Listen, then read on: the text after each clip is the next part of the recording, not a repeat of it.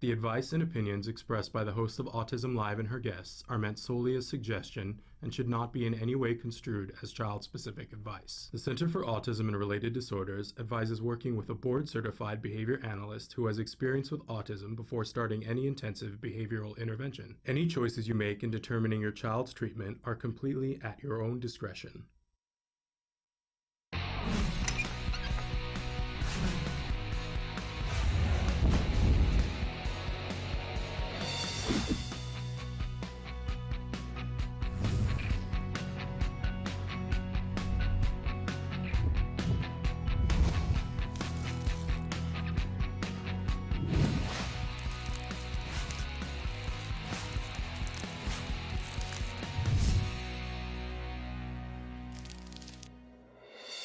Good morning and welcome to Autism Live. I'm Shannon Penrod and we're coming to you live from the Warner Center in Woodland Hills, California. Thrilled to be here with you on this morning. Of course, our thoughts go out to everyone in Washington, D.C. and to Representative Scalia and his family and the staffers who were injured, and we're keeping good thoughts for everyone in that situation as it unfolds.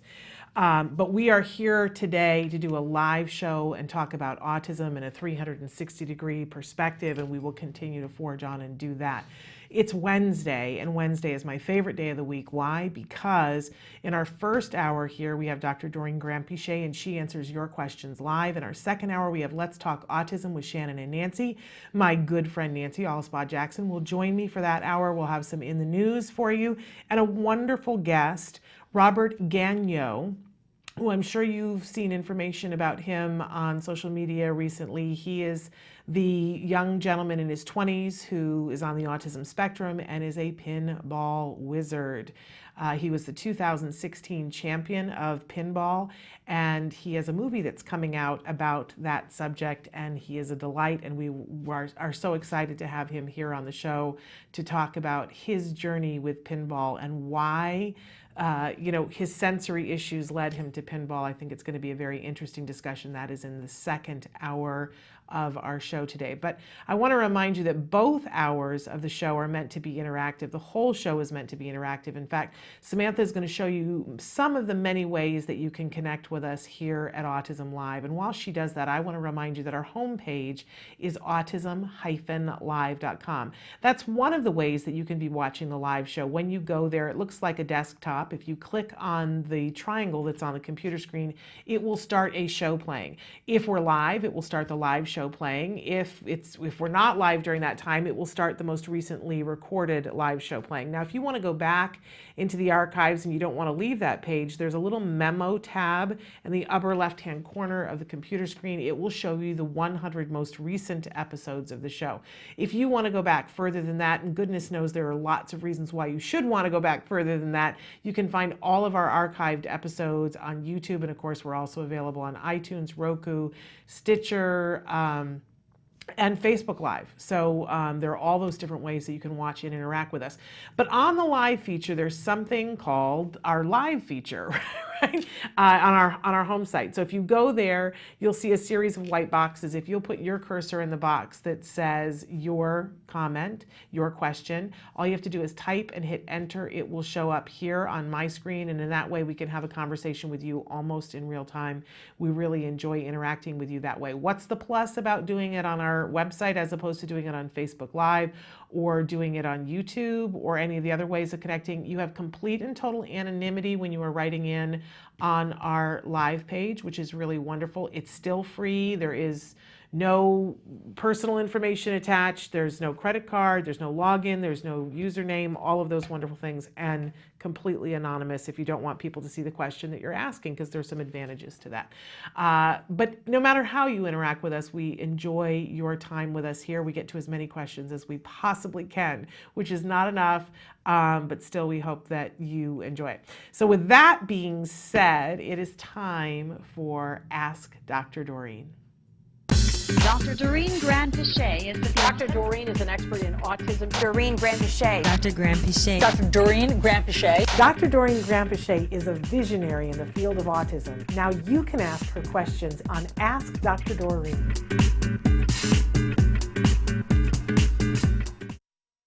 welcome to Ask Dr. Doreen. We're here with Dr. Doreen Grandpichet, and so thrilled to have her Thank you here very on this much. Good lovely summer morning. morning. Good morning. And for those of you who don't know Dr. Grandpichet, she's a true expert in the field of autism, I believe, the preeminent Thank you. expert in the field of autism. But beyond that, I always like to remind all of us and her that she's a visionary in this field. She's been working in this field for more than 30 years. I know I usually don't do many years.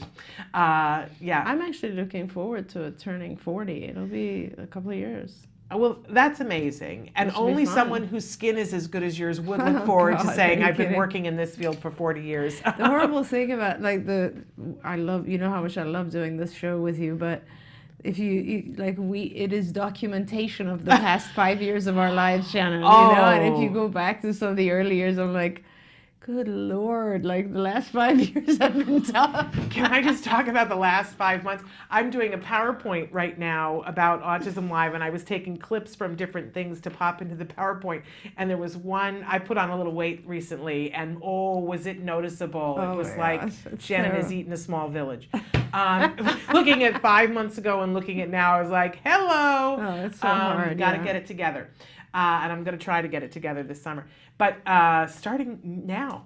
That's but great. but it really, yes, it does. I went, whoo. And of course, it's embarrassing. And I apologize to everyone who's watching.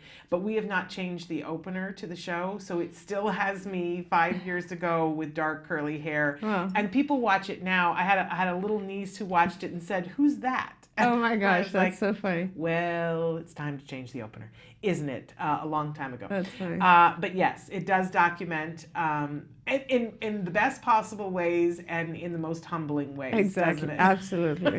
Absolutely. In any case, it points out too the amount of time that you've donated over the last 5 years to be able It's a to speak pleasure. to our families and the people who are. I shouldn't say it isn't always parents who write in. Sometimes it's teachers. Sometimes it's grandparents. Sometimes it's practitioners in the field of Absolutely. autism, and we welcome all of you in this format to ask the questions. We do give the disclaimer that there is no expert in this field or any other medical field that Right. could give individual specific advice in this format. It just doesn't lend itself to that because you don't, even at the level of expertise that you're at, you need to, have more time, know more back history, have an opportunity to see the person. To be fair, that's Yes. right. To be So- able to give relevant responses, that's right. It's important. So no individual specific advice, but what we get is great information that is general in nature that helps, I think, all of us to be able to know what the next question is, what the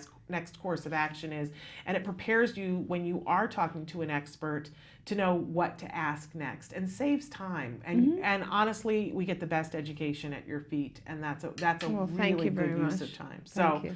thrilled that you're here. I want to jump in. I promised last week that I would start with this question because I think it's relevant to many of us Sure. dealing with summer and electronics and things of that nature. Dear Shannon and Dr. Doreen, my 13-year-old son is home for the summer. He has ASD and is in a self-contained classroom mostly for his problem behaviors, which are escape from demand maintain, so I was told.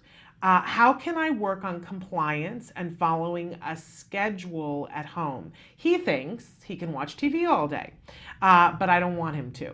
He is pretty strong, so I'm not sure how I can get him to follow my instructions with just telling him. Any guidance is greatly appreciated. Of course. And let's just start and let's not anticipate. I read some anticipation of, apprehension, I would say, in this question, because it sounds like you're worried about placing any demands. So let's just start and see how things go. And I think what you should do is put together a visual schedule.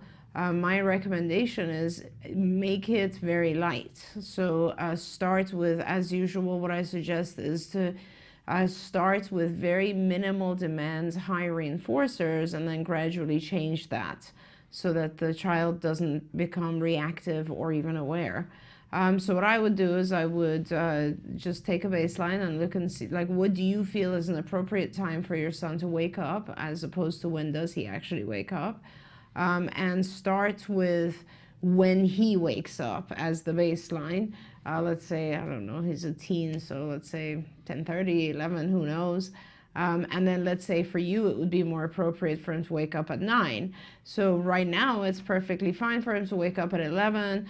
Over the course of the next, let's say, 2 months or 2.5 months, whatever summer you have, you're going to shoot for him waking up, 5-minute increments earlier. And that's all you really do. You wake him up at, 10:55, then 2 days later at 10:50, then a day later at 10:45, and so on and so forth. And you gradually get to where you want to go. Now that's just his waking. For the rest of his day, you just do a visual schedule of, okay, you wake up, you have X amount of time to have breakfast, and then you have, let's say, certain activities. You need to come up with those activities. Now, I don't know anything about your child's functioning level or what you mean when you said he's home for the summer, which would imply that he might be somewhere else the rest of the year. So please figure out a schedule that does not involve too much demand. So initially, maybe, let's say if you're scheduling between 11 a.m. and, I don't know, let's say he goes to sleep at 9 p.m., then you have roughly 10 hours of time to schedule. Make sure that in the beginning he has a lot more free time. So of the 10 hours, perhaps you want to do, I don't know, like 1 hour of some sort of physical activity initially, followed by a whole hour of watching TV, followed by, let's say, an hour of something mind, practice, like whether it's academic or something else, followed by a whole nother hour of TV or whatever is his reinforcer. Let's allow, there's a couple of things about summer. One is, it is summer. Like sometimes we think about summer and we think about, oh, let's just use this to catch my child up or pack them with whatever I can.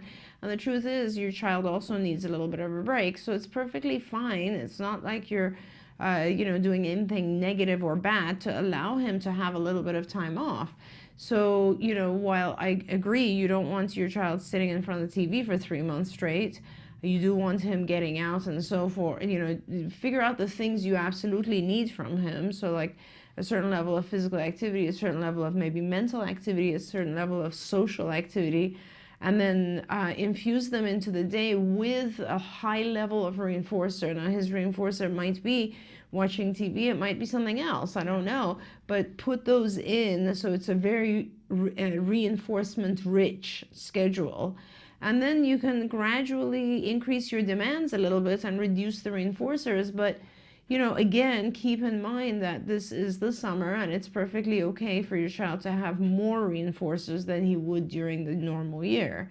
And then all I can suggest is if you want to teach new activities and new skills, think of things that he doesn't really have the opportunity to do over the course of the year. Like teach him making a sandwich, like basic cooking stuff. Teach him like a craft maybe, or a musical instrument, or things that or painting, something that he might not engage in during the course of the year, and try to make it more of an interesting and fun activity, perhaps with you. A lot of times our kids will definitely do stuff with us if we have the time. And the reason that they've started to turn to TV as a reinforcer is just because we often don't have time for them. Yeah. I want to say too that there's a big meme that started on Pinterest and then it kind of made its way to Facebook that people have been posting that's neurotypical parents, but they show this, here's what you have to do each day before you get screen time. And it's a checklist, and there are 6 or 7 of them that are out there. And it's meant for kids that are neurotypical. It definitely would have to be changed for each one of our kids. But it reminded me that this is something that everybody is dealing with, that all of our kids are drawn to the screen, whether it's the TV, the phone, or their computer, or the video game thing. And it was, I think Nancy and I are going to try to have time to talk about this in the next hour, about how you customize that for a kiddo on on the autism spectrum. But you know, Jem and I sat down together and made a schedule that he didn't entirely agree with me on some of the things on it. That one of the things on his list is that he has to spend 20 minutes doing something musical, and he was like, well, I don't want you to legislate that. I like doing that. I don't want it to have to be a requirement. I said, let's just try it for a week. He's had such a ball on the piano. Right. And you know, and I pointed out to him that the things on the list are not all, because on the neurotypical list it was do chores, you know, it was these kinds of things, and I think that has to be shifted for our kids that are on the spectrum. But because my son has to be reminded there are things that you enjoy besides screen time, and once he's doing them, he really enjoys them. So we're going to try to talk more about that later. Absolutely, I totally agree with you, Shannon. And I think also, like, we often refer to these, what I call adaptive skills or daily living skills, as chores. Yeah. And that puts a negative connotation on them to begin with. And it's kind of like, you know, I'm reminded of like Little House on the Prairie, you know, have you done your chores? Yeah. It's a different thing. It's like some of this stuff is teaching our kids to live independently, you know? And especially for our kids on the spectrum, it's really important for them to actually learn those chores, because that is learning how to live independently. And some of it is fun, you know. I mean, my daughters have always accompanied me on like grocery shopping and cooking and stuff like that, so they're both very capable in that area. Whereas my son has never really, you know, he's the one that empties the car. But it's like he hasn't learned a lot of stuff just by being around for that. So these are things that are important too, you know, and so think of it that way, and it can be quite enjoyable. Yes. I think part of what spurred the conversation between Nancy and I is that my son's been out of school for 2 weeks, and as he was doing his last week, I was like, oh, thank goodness, I can't wait until he's out of school. And I think today is Wyatt's last day, and Nancy's been like, oh no. That's right. And I've said, oh, we got to talk about this. And she said, That's why right. do you love the summer so much? And I said, because we get to make our own schedule. We get to be the captains of what's happening. And I don't have to be on, I love school. And I love when my son is in school, but I'm on somebody else's timeline. Exactly. And that's a drag. It is. I love being absolutely. I love setting the schedule. And we usually, in years past, we had a visual schedule. That's right. Now he has it on his phone in There you notes. go. You know, but and he gets to check off and he gets to choose when he does those things he can do it the night before or the morning of, Right. and report to me. So this can be customized for our kiddos in lots of different ways. But That's right. you know, I definitely think they've got to have some free time, and they have to have some guidelines about how much of the screen time. That's right. Because we will lose them down that rabbit hole. All right, I'm moving on to the next question. Good morning. My son has ASD and is going into 5th grade next year. He really struggles in school with starting his work and has a lot of escape behaviors to get out of pretty much all subjects. He's very goal-oriented outside of the classroom and loves making up quests to achieve with his activities he likes, bike riding, video games. How can we translate this drive to achieve to the classroom? He also has a major anxiety over any type of test that is timed. He will know the material, but as soon as he finds out that it has a time limit, he shuts down, and thank you. Yeah, so, you know, this is first of all, let me just say how much I love that our viewers all are referring, like, using behavioral lingo like it's nothing. Yes. You know, the first one is like, these are escape maintained, and this one is like, has a lot of escape. I love it. It's great. A lot of our behaviors, our kids' challenging behaviors, are typically escape maintained behaviors, which basically, for those viewers who are not familiar with this terminology, means that the behavior is done in order to escape a demand or some sort of activity that is supposed to be taking place. And it's not uncommon, because our kids don't, you know, like if you think of typically developing kids, they often want to escape things as well, and they just deal with it in other ways, right? They'll Adults want to escape from things. Oh my gosh. We all want to do this. We all want to escape, that's right. And what happens, I think, a lot of times is that our kids don't know how to manage their schedules well enough so that essentially they, you know, try to do various challenging behaviors to express to us, I want out. This is a very common thing for a child to have figured out, that I don't want to be in the classroom because the classroom is where demands are made. It's almost verbatim what you just said earlier, which is, I kind of want to do my own thing. I want to do my own quests. I don't really want to do the agenda they have in mind for me. But like anything else, the issue here is the same exact thing that we do with every behavior in dealing with using ABA. Essentially, you increase reinforcers and decrease demand, and then the escape behavior will be eliminated. It's always that. So what is it in the classroom that is not reinforcing enough for him? He is not receiving enough reinforcement from that activity. So essentially the question is, how much of what goes on in the classroom can you reduce, and how much of the reinforcers that he receives can you increase? Now, one example that you've brought up is the timing issue. The timing issue is an anxiety issue, and it's very common for a lot of kids. It's not just kids on the spectrum. Anything that is it's common for me. Like, let me just tell you, if I do a game on my phone on an app and it's timed, I hate it. I absolutely hate anything that's timed. I will always mess it up. I will, if I don't know it's timed, I'll often meet the criteria within the time frame. But when I know it's timed, I cannot stop looking at the timer. It freaks me out. So it's just like, oh my God, minutes are going, it's like, it's tricky. So that you just need to get him used to. And I think the way that you need to do that is like teach him, do some fun activities within time frame, maybe games. Games are good because there's a lot of them that are timed. And just teach him to not pay attention to the timer, but just do the best he can within the course, like just ignore the timer. If he could learn to ignore the timer and be more relaxed within that time frame, then he'll do fine. That is an anxiety issue for sure. Now, in an IEP process, you can easily put Request it into that. that they aren't timed, that That's he can right. have as much time as he wants, and you can tell that to him.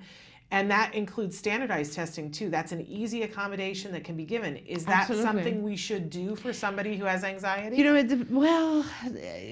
depends on the level of anxiety and the level of functioning. So obviously there's two ways to deal with anything. One is you can modify the antecedents. One is you can, shape the behavior to deal with the antecedents. So what you're suggesting is, let's give him the opportunity, let's remove that timer and just give him as much time as he needs. And that could be the right thing for him, depending on his skill level. On the other hand, if he's pretty close to being able to handle it like other kids, then I would suggest that you work towards teaching him to be able to work under the contingencies of a timer. You could do a combination as well. You could request more time, but not in infinite amounts of time. It's really up to you and where the child is. Obviously, our goal always is, there are certain things in society we have to deal with, right? I know my youngest child, for instance, does develop, and last night she had a bunch of anxiety over the fact that she's overloaded, she's overwhelmed, she's got a ton of stuff going on. But the truth of the matter is, I can go in and request additional time for her, but the issue is she also needs to learn to time herself better from the very beginning of the year. And this is a problem many of our teens experience, is just procrastination. And then you freeze because you've procrastinated too long now, and the load is impossible. And that's, we all go through this at some point or another. In fact, I remember having so much, I had learned through my career, through my educational life of 24 years of studying, how to time myself, right? I had learned how to study so that I would never be overloaded and overwhelmed. You learn that definitely when you're going to a place like UCLA and getting your PhD. You learn to do an adequate amount. And then when I had my first child, Nikki, and she was like in, I don't know, middle school or something, and I saw that she was not doing that. She was falling behind. I remember feeling anxiety for her. Like, I remember it was bringing up, and it still does with me with Charlie. It's like, why do I have so much anxiety over my kids falling behind? And it's because it's like a reminiscence of the past for me. And it's like, you need to learn. So really for this parent, it really has to do with, is it something that you think your child will accomplish? In which case, yes, you want to help them and you want to support them, but you ultimately want to teach them to live with the normal rules of society. Or is it just going to always be too hard? In which case, absolutely. You have a diagnosis, you can ask for timer removal all the way up to through college. So, you know, that is something that you can do definitely. Okay. And then in terms of, I mean, I love this idea that he loves a quest. And if there's a way that you can get creative, there are apps Definitely. that do this with chores. We were just talking about doing That's chores. There are right. apps that you can do that it makes, you know, you program in what chore you want them to do. And if they do it a certain number of days, it shows a little character going further towards a thing, towards a reward. That's right. That when they get there, and you can specify what the reward is. I'm sure there's something like that for schoolwork too. Oh, I'm sure there is, and it's really what you're describing is a basic token economy, right? It's a basic like token chart that we've also taught people how to do, and it's very simple. The amazing thing, the reason our kids love technology is because the reinforcer is built into the activity. It's almost like people who are very good athletes. The reason they become better and better and better is that they have already so much enjoyment out of the actual thing they're doing that additional reinforcers are not necessary. Yeah. They're willing to get up at 6 in the morning and go somewhere and do something every single day because doing it is enjoyable. Now, it's a long shot to think that doing schoolwork is going to be enjoyable. Some of our kids are just academically so advanced. Honestly, I have kids where their reinforcer is algebra, is sit down and do algebra, that they enjoy it so much. But the truth is, with school, I mean, look at us. No one in their, like, who really enjoys getting up and going and doing massive number of classes, right? It's not something any of us really love. The reason we love going to school is not our class content and our homework, it's because we see our friends. And most of our kids don't really have that bond or relationship, so they're going to hate school, right? In this child's case, it might be very much that he actually is more of a social being and enjoys social behavior much more. But again, I go back to break down the demand. So make the schoolwork less demanding, whether it's duration of schoolwork. So like instead of forcing him to do 3 hours before recess, have him do an hour and get a break, an hour and get a break. Or in content, which means you modify the content and he doesn't actually have to do as much as everyone else. Or you get him a tutor and you assist on the antecedent side. So whatever you do, those are the ways to help. And then you increase the reinforcer. As you said, for every hour that he completes, he should actually be able to give himself a sticker at the end of the day. If he has X number of stickers, 10 or whatever, he gets to get money. Or he's in 5th grade, you know, give him money so he can actually go and buy something for himself. You know, or give him more video games, or give him something that he really enjoys. And that's just what it is. All of life is about balancing reinforcers and demands.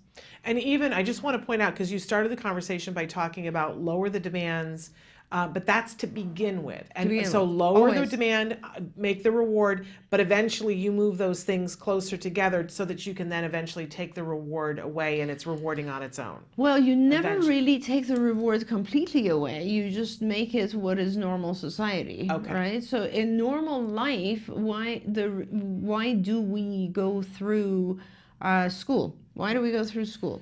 Well, for some, I think it's different for some people. For some people, it's because getting the good grade feels good to them because of all the attention that parents and grandparents give because of it. That's right. And because you get a piece of paper at the end that allows you to get a better job. That's right. I don't think at any point during high school anyone really relates it to a job. It's too far of a reinforcer, you know? I think what it is a number of different things. It's the reinforcement, as you said, of receiving a lot of sort of acknowledgement from your family, perhaps. It's also the reinforcement of it's the reinforcement of avoiding failure. So if you look at, like, a lot of our kids, they're embarrassed amongst their friends if or stressed because their friends are getting better grades than they are. That's a major punisher. It's an automatic punishment that's in society. So some of our kids are just motivated because they don't want to be the lowest grade amongst their friends. They want to be like their friends. That's that's peer pressure on the positive end, right? So it's a huge reinforcer for our kids. But I think over the course of time, it becomes a lot more that. It becomes a lot more like, kids talk about, what grade did you get? What grade did you get? Wow, he got an A. Yeah. It becomes a lot more the reinforcers of your peer group, as well as the reinforcers of your family still. And then it becomes, once you've finished with high school and so on with typically developing kids, yes, then there's a sense of direction and pride, and I want to accomplish my goals. And just by being able to check off, the next class and the next class towards getting into Columbia or whatever it is, or I'm proud of myself. Self-pride is a very important thing. With our kids, a lot of times it becomes very hard for them to develop that self-pride because where they're developing their self-pride is somewhere else. Like, for instance, he's really feeling good about himself when he develops a quest in video games. Yeah. And he's getting so much of the reinforcer out of that and he doesn't. And honestly, it's not just our kids, Shannon, it's this generation as a whole. This generation as a whole has a lot more many more avenues of gaining what they would consider success. Yeah.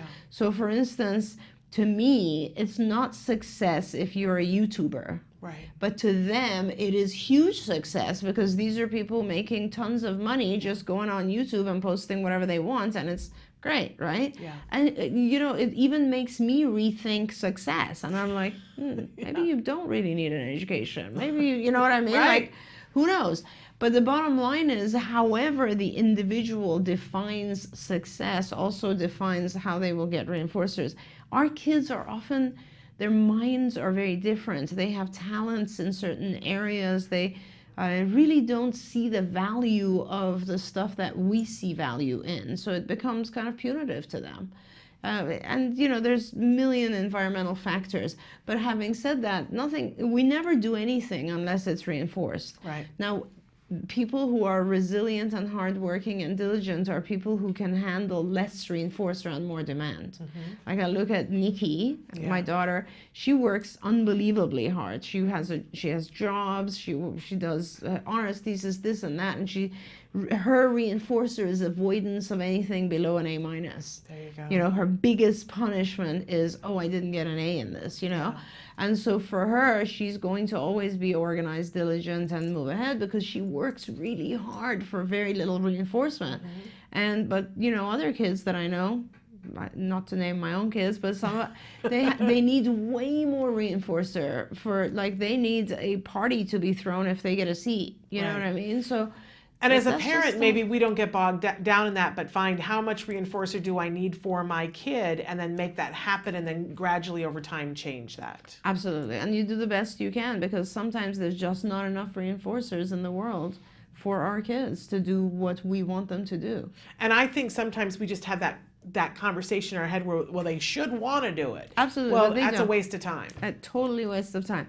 And sometimes they want to do so many things. Yeah. And sometimes they just don't understand that I have to also finish my classwork and why that is. Yeah. And it's important. And it's not like you can sit down and reason with any child why they need education. It just doesn't make sense to them when they're younger. But so you have to manipulate the environment and you have to allow this is Premack again, you have to allow him to do his favorite things only if he does the things that are not favorites, but, allow a lot of the favorites and a few of the demands, and then you can gradually change that. And I have learned at your feet with this, and I've told the story before on the show that in this last year, we gave my son, he really wanted to have his friends over on a Friday afternoon to play video games and live stream. And so as long as his grades were all B's and A's, he got to do that. And my kid worked overtime to get that. Was on the honor roll every single quarter this last year, got an award. And and now that was exciting to him. He was like, I got an award, and I'm so thrilled because he's starting to see the benefits of doing that aside from his Friday afternoon crew. That's right. But he got there because the reward was the Friday afternoon crew, and he was willing to step over dead bodies to get to the Friday afternoon crew. That's fantastic. So, and that was because that's what he wanted. So figuring out what your kid wants and marrying it somehow as the reward, boy, I definitely see that that's where it's all at. It's exciting, but it's different for each kid. It's not a paint by number. You got to take out your toolbox and figure out your kid and be creative and experiment. We should take a break, and then we're going to come back with more of your questions. So stick with us for more Ask Dr. Doreen.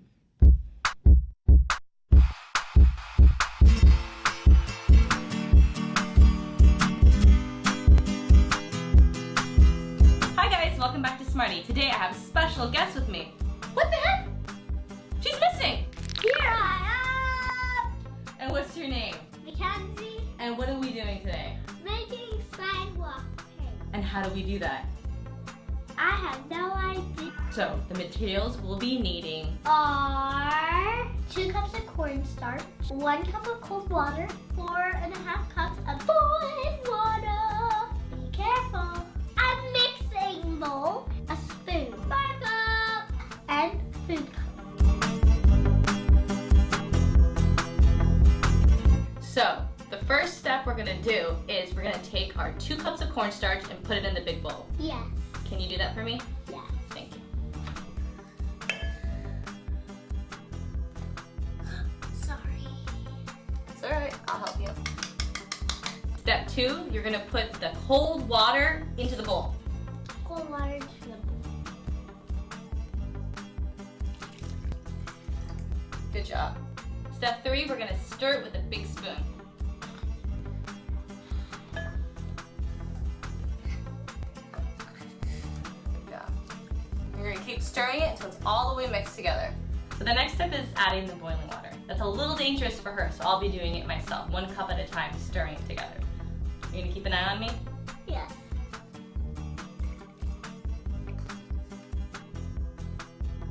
So once we're done stirring the cornstarch water, we're gonna start making our dyed paint. So what are we gonna do? We're gonna put in the dye. Okay. And we're gonna put in the sparkles. All right, let's do it. Move this out of the way. All right, it's all you, Mackenzie. So the more food color we use, the brighter it's gonna be. Ooh. So let's put the sparkles in. Now we're gonna put the cornstarch in the jar. All right, do you wanna stir that up? It looks pretty. We're gonna make a few more colors and we're gonna go paint on the side. See all the colors in the sky tonight. Are you excited? Yeah. All right, let's do it. Love is the truest state of mind. Now can you see me? Can you see me? Can you see me flying by your side? Welcome back. We're here with Dr. Doreen Grant-Pichet for Ask Dr. Doreen, and she's answering your questions in real time. We had a question that came in on Facebook, from YouTube. My brother is 15 years old and was diagnosed with mental retardation and autism. He still can't use the bathroom and doesn't speak. He is also having epilepsy and on epileptic medications and risperidone. He is also having trouble sleeping. He won't sleep enough hours, nor will he fall asleep easily. And that's the sum total of what was written. There's, there are questions in there, but there's no obvious question. Where do we start? Oh my gosh, and I just my heart goes out to this person, so I really wanted to just be able to help them if any possible way, because there's so much going on in their life. Yes. And I guess, Shannon, sometimes when you read these texts or emails or whatever they are, it shows us the extent of what some people are dealing with. This is not even a parent. Yeah. This is a sibling who's writing in, and I'm just for a moment thinking of this individual's life and thinking, okay, this is a brother who is 15, has ASD and MR, and epilepsy and is and no sleep. Right. And is on risperidone. So that means they have a lot of different behaviors. And I'm guessing this individual probably has aggression, which is why they're on something like risperidone. Yeah. You know, I guess the short version of my response is you alone can't really help this. When we talk about some of our 3 and 4-year-olds and we say it takes a village, Yeah. we're talking when you're at this age and you have so many different issues going on, you know, it takes a city, you know, a big city to help. And I think what you need to do is focus your energy on trying to first develop a team for yourself. And it's wonderful of you that you are trying to help your sibling, but I think you should also, like, you know, I don't know where your parents are in the game, but right now you should probably try to get a team of other people that might be dedicated to your sibling. Whether they are parents or grandparents or aunts, uncles, cousins, perhaps, maybe 3 or 4 people, and then you all sit together and you discuss this as a project, because there's so much to be done here. And some of the different projects are, how do we get his sleep under control? How do we teach him some skills? And how do we make sure that the epilepsy is under control? So the sleep portion is pretty easy to deal with. There are really good homeopathic and pretty benign medications like melatonin that you can take or that will help him with sleep. The epilepsy is very important that you be consulting with a good physician to maintain that under control, because every time we have a seizure, a lot of our kids lose skills when they have seizures. So it's really important to maintain that under control. And then hopefully if you are able to, the MR and the mental retardation ASD means nothing. It just means that you got to be familiar with the symptoms of ASD. But other than that, you know, a good place to start would be training yourself and the team. And there I would recommend going to IBT, Institute for Behavioral Training, and their website is ibehavioraltraining.com. And if you go there and you start learning about how to handle challenging behaviors, what is autism to begin with, how do we deal with it, and what are some of the goals, and then you can go on Skills, which is our other website, and there you can actually answer a lot of questions about your sibling so that you can get a profile of all the different things to teach. You don't even have to really go that far initially. If you just get the training from IBT, you'll learn so much about autism that you'll be able to list the challenging behaviors. And really what you should all do is list challenging behaviors, and those are the things you want to reduce, and list skill deficits, and those are the things you want to increase. And all you really do is you use those techniques that you learn in IBT to make that happen. You want to reduce certain behaviors like, I don't know, hitting, tantruming, whatever, aggression, self-aggression, running away, whatever it is, and you want to increase certain skills like communication and social behavior and attendance and patience and waiting and new skills, you know, just learning things, content. And so you manage those two things, and if you have a team and you all train together, honestly, you'll be able to do this. It is possible. It's just not possible for one person. And I'm not even saying one person, you. I'm saying me. If it was me and someone gave me right now a 15-year-old with MRASD, epilepsy, and sleep disorder, I don't think I would be able to handle it. I would, you know, given the rest of my life. So I really, really recommend that you build a team first and that you all try to work together to try to learn some stuff. It'll also help you because I would imagine you need some support and your family needs some help and support as well. And depending on the state that you're in, it's very likely that your brother is covered by insurance. Mm-hmm. I was imagining them to be international. I don't know why. Oh, interesting. But, you know, it's very possible that there are things in place to help you to get some of the funding to be able to start the team. Absolutely. Because sometimes that's a thing as Absolutely well. And if you right. want to write to us and tell us where exactly you are, I can hook you up with some people who will understand what the resources are in wherever you are in the world. And Definitely. that's open to everybody. You can email me at s.penrod, Penrod, at autism- that's the dash, the line in the middle, live, live.com.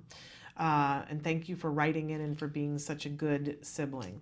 I want to continue on with a question about a 3-year-old. My son is 3, recently diagnosed with autism, and is verbal.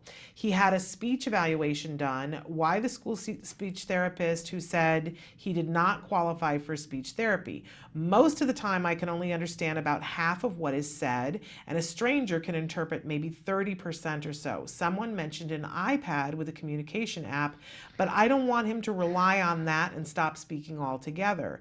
He stopped altogether last summer, and we never understood why.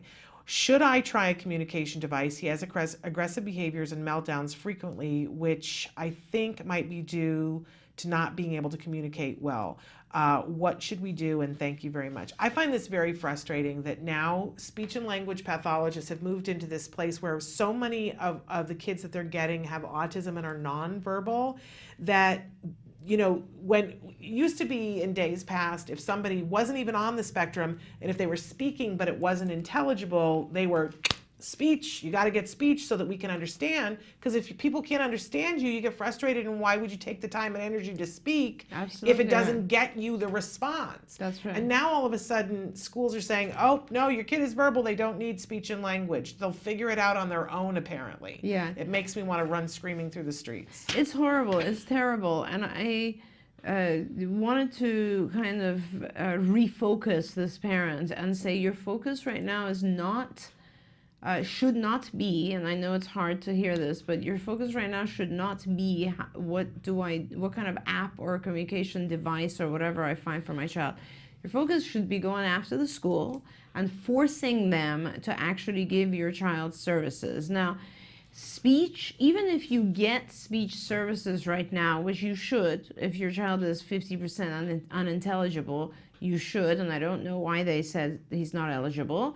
But my point is that even if you get the services, the speech services, the maximum you will get is 3 hours a week, the maximum. Probably 2 of those 3 hours will be group. Now, that is not enough for your child to overcome whatever it is that he's experiencing right now. What he really needs, he's 3 years old, and he is the perfect candidate. If he's 3 years old and verbal, he is the perfect candidate for a child who has the most positive outcome with intensive, comprehensive ABA, applied behavior analysis. So what you need to do, depending on where you live in the United States, is that you need to focus on getting your child right now a 40-hour ABA program. If you get a 40-hour ABA program, I'm not even concerned about speech, because the speech and language work will occur within the context of your ABA program. Now, how do you get that ABA program? You will need to either go after insurance, which will be your first course, and you should have no problem. If your child has ASD and is 3 years old, you will have no problem getting at least 2 years of 40 hours a week of ABA. So that's your first point. If you can't get insurance due to whether you're not covered or you're in a state that still doesn't mandate it or whatever it is, then you need to follow up with your school through an IEP and talk to them about the Free and Appropriate Education Act, which says they need to fund ABA in order for your child to be able to actually receive the appropriate education that he or she needs. So one way or another, you need to get the funding, and that's where your focus should be. And if you have more questions about that, write into us. Yeah. We can always help guide you if we know where you are. There are some states too where you can get a type of insurance. If you don't have the right insurance, you can purchase the right insurance, and it's expensive, That's right. but it's a lot less expensive than paying for it it yourself. So that might be something to have a conversation about as And well. But please you've feel had some lawyers on this show, I think, talk about getting funding. Have you not? Or yeah, I mean, Yeah. there's lots of different ways. People are being very creative.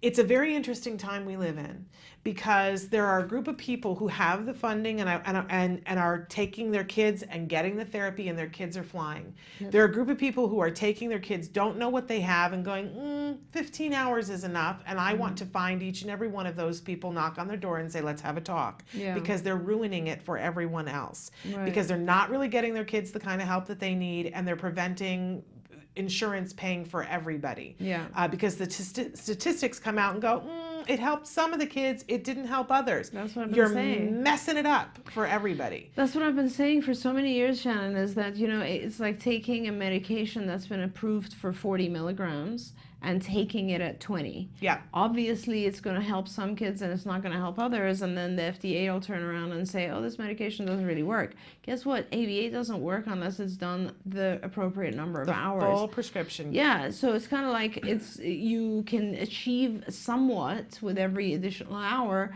but you're just not going to get to the highest output for your child, the highest capability of your child. And after your child hits a certain age, let's say 6 or 7, A, the brain is not that malleable after 7. B, there's no research that supports comprehensive 40-hour programs after age 7. And C, as a result of that, insurance companies will not fund you comprehensively anymore.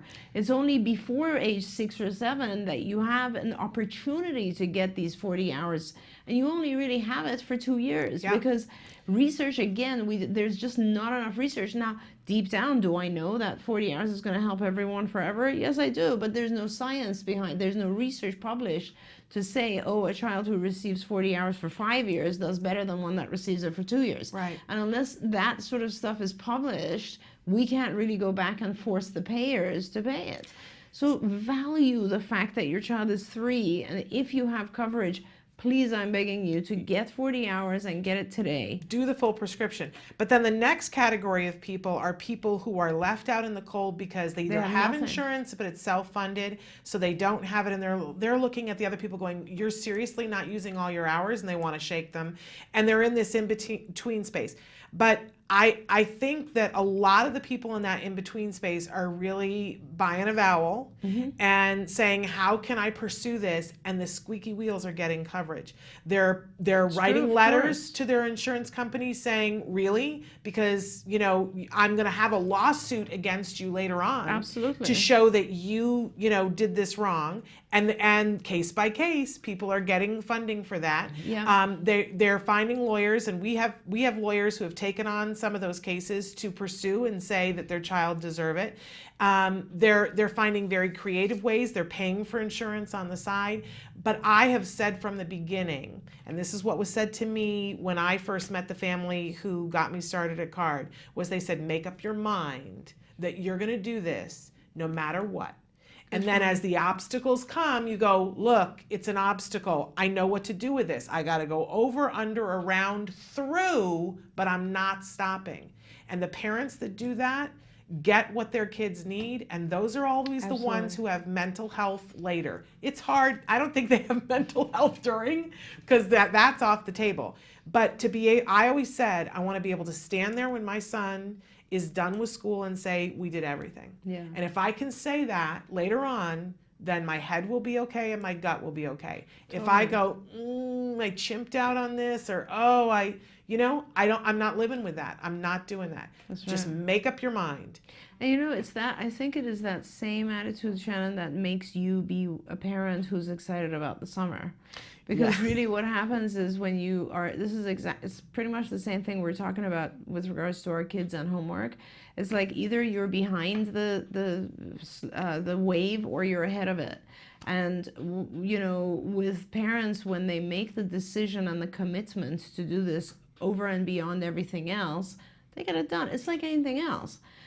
When you do make the commitments to the child and you say, I'm going to get through whatever obstacles, I'm going to make this happen, and you are ahead of the wave and you can actually make it happen because now it's in your hands. You can schedule things and coordinate it and make it happen. And sometimes when we just avoid short term, like we're like, oh, I don't want to deal with this, oh, I have to do that, blah, blah, blah. Then what happens in the long run is we've procrastinated so long that time has passed. Yeah. And it's unfortunate and it's sad, and I don't ever want to blame any parents at all in any way, because we're all overwhelmed and we all do the best we absolutely can. There's a million things I would have done differently with my kids as well if I had the opportunity. But it is what it is, and like you have a 3-year-old, for this particular viewer, get on the ball and get your 40 hours right now. Make up your mind. I always loved the phrase, if you're going after Moby Dick, pack the tartar sauce. Yeah. And there were times in my life when I would go out and buy a jar of tartar sauce and put it up on the shelf to remind me we're That's going a good after one. Moby Dick. That's a great one. The I tartar love that. sauce is there because we're going to need it, because we're going to get there. Because we're going to win. We're going to get there. Doesn't matter. You are going to meet obstacles. But it's like, oh, and you know what it does? It quiets everything down in your mind. You go, oh, there's an obstacle. Not like, whoa, is me. Why is this happening? Because that was happening to me for a while. And then I went, oh, nope, we're doing this. Okay, do we have time? We have time. We got 5 minutes. We got time for one more question. And they're all good. But you know what? This is a short one. My daughter has autism and just got braces. She needs to have 4 teeth pulled. She will be under anesthesia due to sensory issues. Which form of anesthesia is better, an IV shot or gas anesthesia? I don't think it's. I don't. First of all, I don't think I'm the right person to answer that question. I don't have experience with this. This is not my field of education. Okay. And I don't think that it will matter. I think that both experiences initially might be a little bit scary for her, and whether you do the shot or the gas, you probably want to prep her. We've done a lot of training for people on how to prep medical procedures, and it starts with just literally driving to the doctor's office where she's going to have the procedure and going up and maybe getting a candy and then coming down so that she doesn't get scared on the day the procedure is happening. If she's going to get an actual IV, we actually go to the point of practicing putting a tourniquet on, using a pen, that sort of just to show her the process. Because honestly, if you get her to the point of an actual needle, like to the point, like you practice everything and you do put a tourniquet on and you do something like just this or wherever they're gonna like learn what they're gonna do and mimic it all the way to almost the end, right, where the actual needle is. It will help. And then what you're doing is you do those steps. This is called systematic desensitization procedures. You do each step and you reinforce it and you pair it with calming, like music, headphones, something that will help her be calm. That will be very helpful. Having said that, gas anesthesia is often very scary for kids too, because they don't know what they're doing. They don't know what this is. They don't know the feeling. I mean, I remember when I was anesthetized for my tonsils. I was like 3 or 4 years old in England. And I remember they told me count backwards, right? And I was nervous that I wouldn't be able to count backwards, right? You just don't know what is the... So, I think that you just need to kind of familiarize your child with the process when she gets there. And then, of course, I'm sure that your dentist or surgical dentist will be able to give you a lot of feedback on which one is better for your child's particular physiology. One of our old parents is a really good dentist, Susie Kaplan, Dr. Susie Kaplan. I think she has multiple practices in California. Look her up. She focuses on individuals with autism. So she would be a wonderful person to have a conversation with. I think I'll call her and see if she'd be willing to do the show. Yeah, you know who she is, right? No. She's Andy's mom. Oh, Yeah. Fabulous. All right, well, we'll reach out to her and see She's if excellent. she'd be willing to come and be on the show. All right, unfortunately, we're out of time and we had a lot more questions. And we do have the sad programming note that Dr. Grandpichet is not going to be with us for 3 weeks. In truth, on Wednesdays, we're going to be doing a show next week, but then we will be off for the 2 weeks subsequent to that, because I'm going to be traveling up in Northern California, and then it's the 5th of July.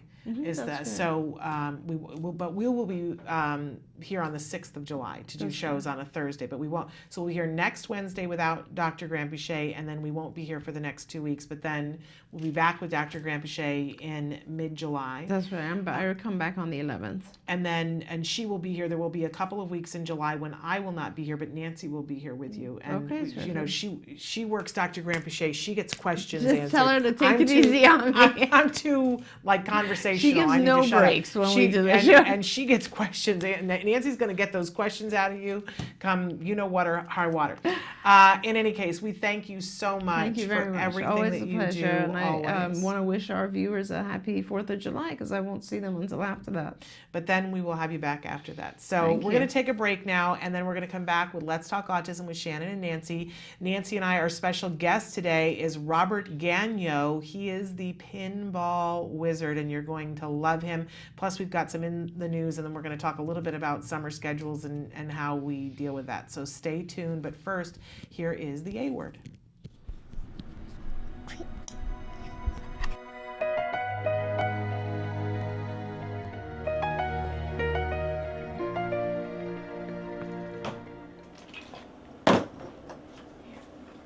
Oh, it seemed. It would seem.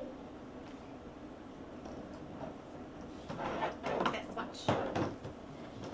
That's the same, okay? Now you try. You try doing it. So it seems. Go ahead. Go it seem. Like this. Watch. That's who it seems. You try. Who it seems. Right here. Yeah, there he goes. That's the same. It's a helicopter. Very good. If you're going to describe like ABA to another parent, what would it be? The whole point of ABA is that you teach him how to teach himself. And I don't know that that is necessarily, I guess I didn't realize that that was supposed to happen from the beginning. I thought that now it was all a lot of work with him, and then later he would start to figure out how to do it for himself, but he's already doing it. And you know, repetition is the underlying thing, because for, I think, young kids in general, but certainly with kids with autism, it takes them a little more time. Touch car. No, try again. Try again, okay? Yeah. Okay. Last one. Touch car. Yeah, touch it though. Touch car. Good, what is it? Ugh, what is this? What is this? Yes, car, okay. And I don't think we completely appreciate how much work he's doing to learn, because it's normal for us too. I mean, this is what he has to do to learn these things, so it's now become normal for us. It's still hard to sit out here and listen to the monitor and hear them repeatedly ask him to do something where he's upset and he's crying, but it always works out. It's a reminder of just don't give up, because he always eventually accomplishes what they're asking, and then I hear the reward. I hear him jumping up and down and them cheering. You have the monitor, so you know what's happening. Does that make a huge difference for you? I like to know. It was hard at first to hear him, have a problem. Yeah, it's easy when he's doing great to have the monitor. It's hard when he's struggling and crying. And in the beginning, it was hard too, because. Well, I always thought at the beginning, should I go help? That's how we did it, because we had speech therapy and occupational therapy to start with, and if he cried, then we made it better, and we were encouraged to make it better. If he was crying with the speech therapist, something wasn't right. It was different when ABA started. Crying was sort of part of the game. Yeah, I met a guy who at not an ABA thing, orientation that basically told me ABA, yeah, they're paid to piss your kid off. So I tried to remember that. They're paid to piss him off. Right. There was one day, like, he was really pissed off, and that was because he wanted to poop. And, Yeah, you know? that was actually a rough day for us, because we felt like we'd abused him almost. That we really. I mean, Ever? I got what she was trying to do with him. I understood that he wasn't being compliant, but then once we realized what it was that he wanted, it was just he just wanted a moment to go sit in a corner, and like us adults, we would say see ya, but no. Well, and I took him back, and when I was changing him, the whole conversation he and I had was, all you have to do is tell us, and I had him repeat 4 or 5 times. Yeah, that was a bad day though for us, because we felt like we had let him down. Well, and do you think? And how and I've thought about it probably a dozen times. He must have been miserable. He was really upset, and. But would it have been the right thing for us to rescue him and be like, can we just let him go? And I don't know what the right answer is. Well, we didn't think of it, and they didn't think of it. We didn't know. We didn't know what he was trying to do, and we didn't know if he was just being ornery or if. but it's a thought now. That's as hard as he'd fought anything for a long time. I sat there even thinking that it's like, you know what, it's hard and it's somebody else's kid and mom and dad are sitting right here and he's screaming and she had to keep doing it to show him what it was that she wanted him to do. Yeah. And, you know, that's not easy and I respect that. Yeah, she had a hard time, I'm sure. It's got to enter their mind that mom and dad are right here, and I'm pushing him so hard that he's I almost heard a couple 4-letter words from a kid who doesn't talk really. But, you know, that was good for us to see too, that it's like, because we don't know how far to push him when he's behaving. But we also have to remember that we're the parents, and that well, maybe there's something else going on. That's a lesson there for us, is that maybe we should have, next time. We've even acted differently since then, that if we see him going into the corner, we're trying to give him words, you know, to tell us what it is that he's doing, so that the next time something like that happens, if he needs a minute, that he can I never thought vocalize I'd have this conversation, but, you know, you just, Jack, can you just say poop? I'm pooping. Can you say that? And it's, you know, that would never happen again if he gets that skill. That would never happen again. Daddy, you got to poop, or daddy poop, or whatever. Mommy poop. Like kids. He's getting there. Kids do, and he's learning. He's definitely learning the value in words. Yes, he is. He's learning that he gets not necessarily everything he wants. He gains from his vocabulary now. He gains specifics. How about you guys? Like, you talk about how he's adjusted and getting there. How have you guys been adjusting to diagnosis, the therapy, the We're good. 30 hours over top of your 30 hours? We're good. It's all good. No. I'm just physically tired. Other than that. Strangers that used to come into our house are now friends. You know, it's not the same thing. And I think it's become our normal. I don't think we would be, we'd be sad for obvious reasons if it ended, because we want our son to get all the help that he can get. But yeah, to have a week without people coming in, I think would be like really cool. We'd be okay with it. But having said that, we love everybody that comes into our house. And it just is what it is, and we see such progress in him that I don't think the inclination to be free is strong enough to override the inclination to continue to watch his progress. Yeah.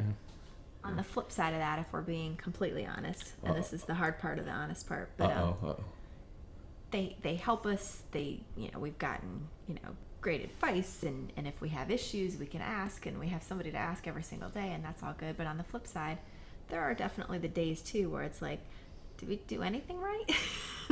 Yeah. There's days where there's too many suggestions where it's like suggestions are. It's easy to suggest when you spend 2 hours or 3 hours with somebody and go home or go to another child. Well, I got him for the next 21 hours too after you leave. Sometimes there's too many suggestions, and they don't mean anything negative. No. I mean, some of the suggestions, even if you roll your eyes and when you first get it, like, pause this movie and see if he'll take a bite. Yeah, right. Sure, he will. And then he does. Yeah. So we've learned enough. Which kind of pisses you off. It's like, wait a minute. It kind of pisses me off when they're right all the time. But I did the pausing. Yeah, I paused it. I did. You didn't pause it. I did. And every once in a while we'll whisper under our breath, really? And then it works usually, so it's just a defense mechanism, I think.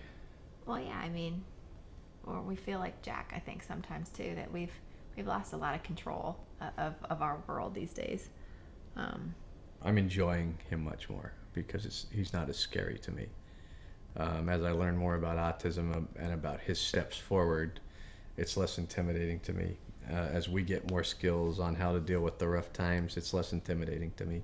And I pick him up, he puts his head on my shoulder for 25 seconds, and that's like my favorite 25 seconds. And then of course he looks around, and then I put him down, but for 25 seconds he just puts his head here, which he doesn't always do. Lately he's been doing it a lot. I like that. Absolutely. Very good, very good. That's good. Yeah? Yeah. Sorry. You get it now. Okay. How old are you? 12. Just checking. I told you. Good morning and welcome to Let's Talk Autism with Shannon and Nancy. I'm Nancy Alspaugh Jackson. And I'm Shannon Penrod. Hello, and Shannon I just have Penrod. to say, we love Samantha, and Samantha's doing a wonderful job. But we always forget, Samantha has made this wonderful opener for Let's Talk Autism Yeah. with Shannon and Nancy. But we get all caught up in and you know, we're coming back and whatever, so we forget to show it. Can we show it later on, Samantha? Because it's absolutely beautiful what Samantha created, and I love it to death. But we keep forgetting to show it because we're so used to not. So we're going to show it later. Good. But in any case, Samantha's lovely, and she's just doing, and I'm so grateful to have her. So I just wanted to say that. She's doing a great job. She is doing a great job. How are you, my friend? I'm doing good. Is today Wyatt's last day of school? Today is my son's last day of school, which I'm dreading. Freshman year of high school. Yeah, and I'm absolutely dreading. Can I just say though, what an accomplishment that is. He has completed freshman year of high school, and when I think of everything that you've gone through in the last 3 years, yes, he had kudos, the loss of his woman. father, and kudos, woman. And I also got to say, you got to go see Wonder Woman. All of the autism mommies out there have to go see Wonder Woman for so many reasons. I think it's a great film directed by a woman, and it puts things in an entirely different perspective. You can tell it's directed by a woman, and they have some women, especially in the beginning. You gotta love Robin Wright. She is a powerful, powerful woman who's in good shape at a certain age, and they show all these women doing things, but especially Robin Wright. And it just, I thought of my autism warrior mommies when I saw this movie. I thought of you. I thought of so many moms out there. You got to go see it. Because that's what you are. You're an autism warrior. Well, thank you. And I you have will, that tattooed on my wrist. And you will see Robin Wright in this movie and go, dang, we are powerful. We are powerful. Anyway, and you'll feel that way about what you've just accomplished. Okay. Freshman year. Yeah. Done. You don't ever have to do that again. No, we don't. You're amazing. Anyway. Now we have to look at what are we going to do this summer. We are going to talk about that. How can I balance work and summer? Yeah, it's nutty, but it can be fun. Yeah. Woohoo! I love summer. But we're going to start with some in the news. Right. A lot of good stories. There's can I say this too? Last week we had a guest who was on the show with a book, How to Prevent Autism, and boy, did we get a lot of people who were fatoutsed about the interview. Yeah. And some of them were people who didn't even bother to watch the interview, but just saw what the title was and said, we're really angry. Other people watched the interview and still felt what they didn't see was the discussion you and I had afterwards, where we both said, boy, it does make you go to that place of, so is it back on me as a parent? Is it back on me? Did I fail? Did I fail? Not do enough to prevent autism? Which I do not think is what the book is saying, but I think it is a natural recourse that's what we hear as autism parents. But there was a lot of negativity that came from parents about the fact that that this is snake oil and that we shouldn't even be talking about it. And I just want to reiterate for any of you who are feeling that way, I want to encourage you to Google P2I autism. Because those are the studies that I am the most familiar with, and the entire state of Georgia is participating in a study right now about P2I, which is preconception through early childhood, about ways to make children healthier to prevent all kinds of things, pediatric cancers, juvenile diabetes, autism is one of the many things, and even preventing miscarriages, and they've had great success. This is not snake oil. By addressing what the environmental toxin load is and what's already going on with the individual mother and correcting some things, they have found that they can all but eliminate, again, miscarriage, pediatric cancers, juvenile diabetes, and the more disabling aspects of autism. It's not, we are on the cusp of being in a place where that's a reality. The studies are showing that. And But is that taking into account some of the genetic markers and some of the immune, this whole thing that we have coming up about? Yes. 8 antibodies that's made by a mother's immune system. It absolutely does, because what they did for the first 2 rounds of the P2I was that they only had parents of people who had either siblings or that they had had a child already or multiple children already that were on this spectrum. So the understanding was that statistically those parents were more likely to have a child who was on the spectrum, and they did the protocol with them. and they have had 0 cases of autism. Now that is statistically not possible, because even if we say, okay, well, maybe it was just lucky that they didn't have a child, the next child, because, statistically they maybe, but they should have had some. We have a population that suggests that 1 in 64 is the official word right now, and 0 out of hundreds of births, 0 miscarriages, 0 childhood cancers, 0 kids with juvenile diabetes. That is not snake oil. That is so one would surmise from that despite certain genetic contributions and immunological, that you have the ability, that the environment still is a powerful interaction with that. But it does require you to take certain supplements and correct certain issues if you have certain genetic predisposition. Okay. So you can't just eliminate the environmental toxins. Some people had to take supplements. Other people had to do, certain procedures before they began that took care of things. I can see, though, why parents would be upset by this. It's hard to hear. And so it leads into this next story that Judy Vandewater, who is a neuroimmunologist, has been working in the field for a long time trying to establish a blood test that would show the markers in a mother that would say that she is predisposed to have a child who's on the autism spectrum. Right. She identified 8 autoantibodies made by a mother's immune system that appeared to be linked with autism risk if they crossed the placenta. And, I've seen Judy Vandewater speak. She's a very responsible physician. And her position was, this is information. This is not to deter anyone from doing anything, but if people are looking for information, that they would have the information. I understand it's emotional for people. I know that when I was pregnant with my son, I was 40, about to be 41, and they were talking to me about the risks of having a child with Down syndrome. And I said to them, I don't care. That was my response. I don't care. Now, my particular HMO required me to take certain genetic testing to see what my risk load was, and then they encouraged me to get an amniocentesis before continuing on with the pregnancy. That one was optional, and I said, I don't want it because it's not going to matter to me. I want this child no matter what. They forced me, though, to get the genetic testing and to sit with a woman who is a thalidomide baby. Really? An adult thalidomide baby, and they force you to sit across from her while she explains all the things that potentially could, and I found that really, I said, boy, this is amazing, but you're not going to talk me out of, I want this child and I want this child.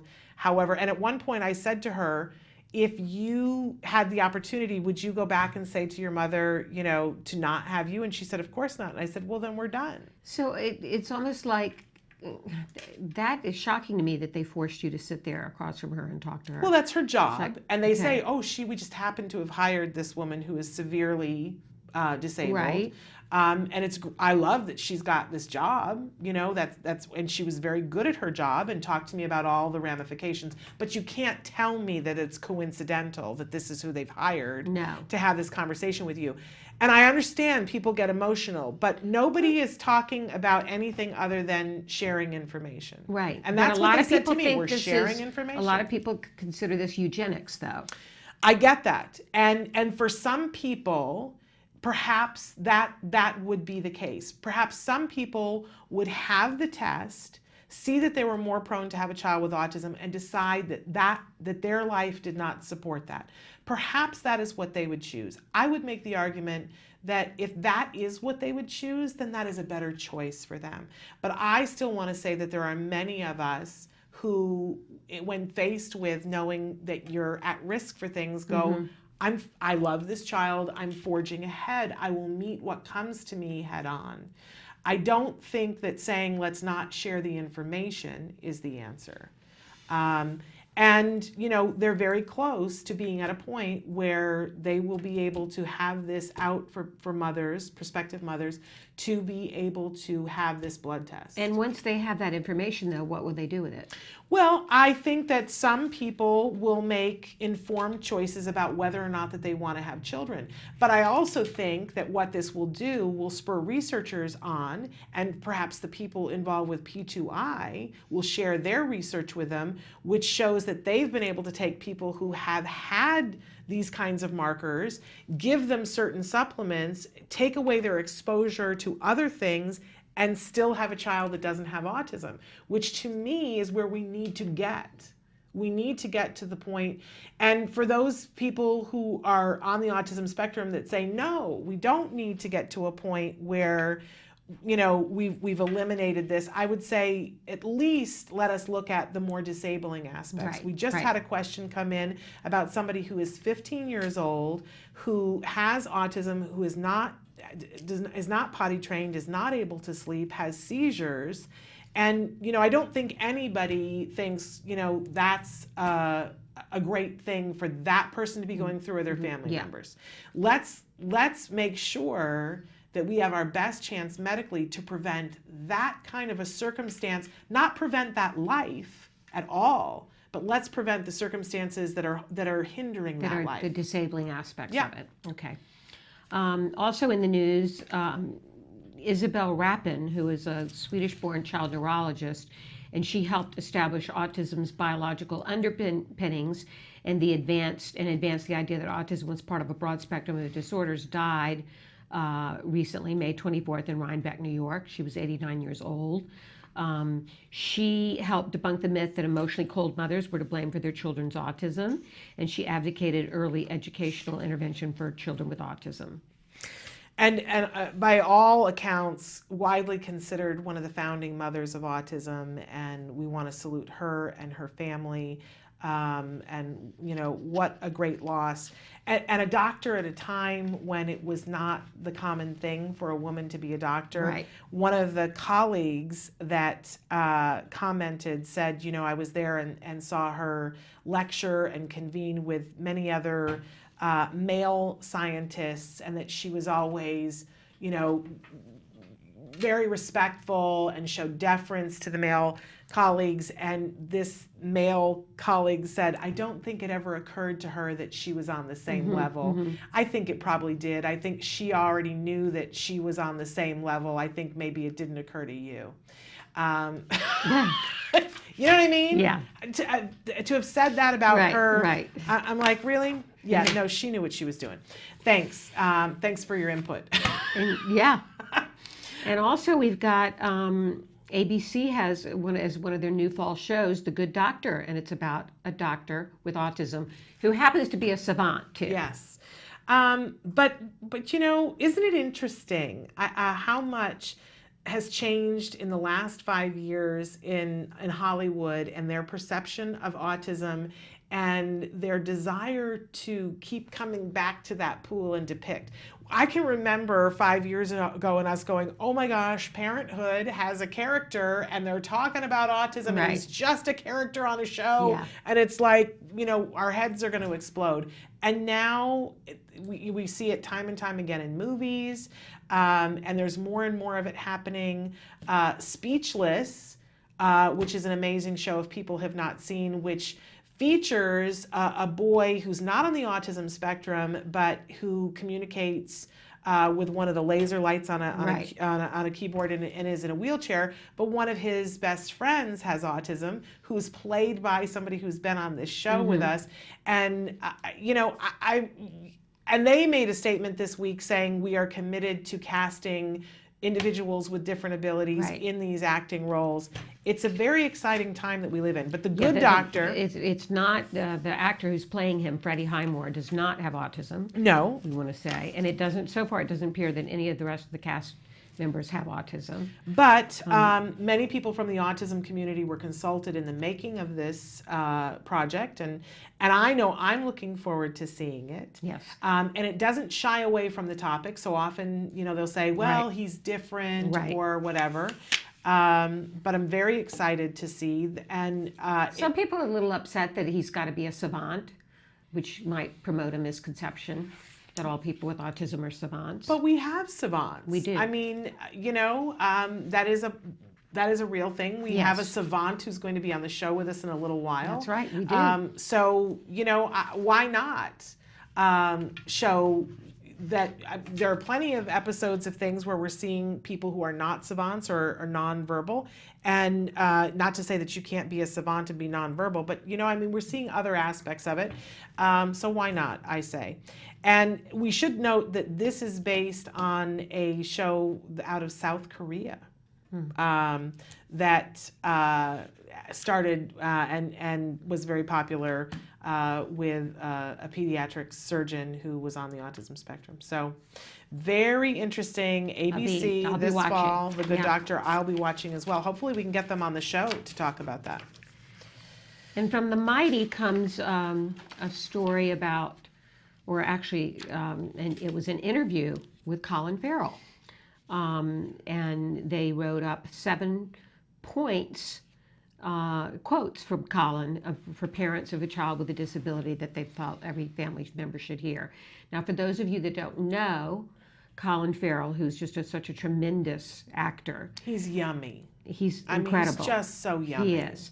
His son James was diagnosed with Angelman syndrome, which is a rare genetic disorder that occurs in 1 in 15,000 children, and it's often misdiagnosed as cerebral palsy or autism.